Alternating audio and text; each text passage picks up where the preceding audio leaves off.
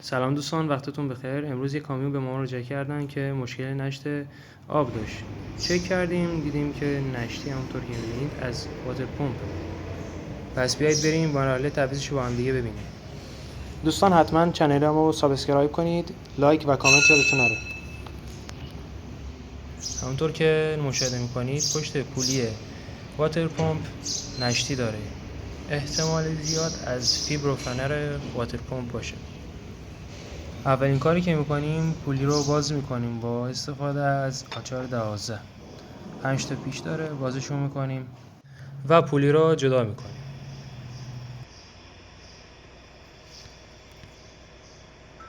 اینجا مطمئن میشیم که واتر پمپ فیبر و فنرش مشکل داره و خرابه. پس میریم تصمیم صفر کن رو باز میکنیم. تصمیم صفر کن هم 3 تا پیچ داره، پیچ های 12ای که با آچار 12 باز میشه. همونطور که مشاهده میکنید تصمیم صفر کن رو باز کردیم و در آوردیم.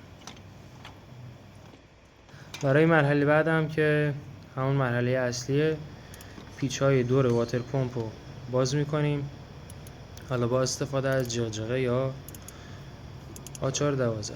6 تا پیچ میخوره، همشون رو باز میکنیم و واتر پمپ رو جدا میکنیم.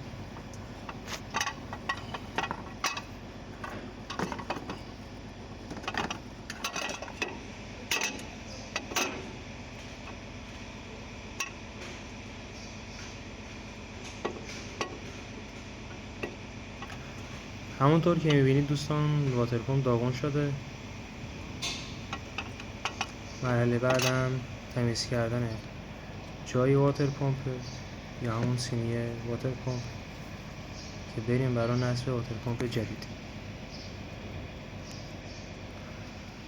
واتر پمپ جدید رو چسب میزنیم و میبریم که ببندیم.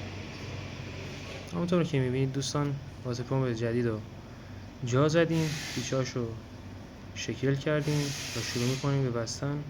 اول واتر پمپ رو میبندیم، بعد تصمیم صفر کن و بعد پولی رو جا میزنیم و شروع میکنیم به بستن. دوستان باز و بست و تعویض واتر پمپ خیلی آسونه و نیاز به 2 تا آچار فقط داریم. یه آچار 12 و یه دونه دست بوکس المانند که همونطور که مشاهده میکنید دست بوکس رو سوار تصمیم صفر کن میکنیم، به عنوان اهرم استفاده میکنیم تا تصمیم رو جا بذاریم. این هم از اتمام کار.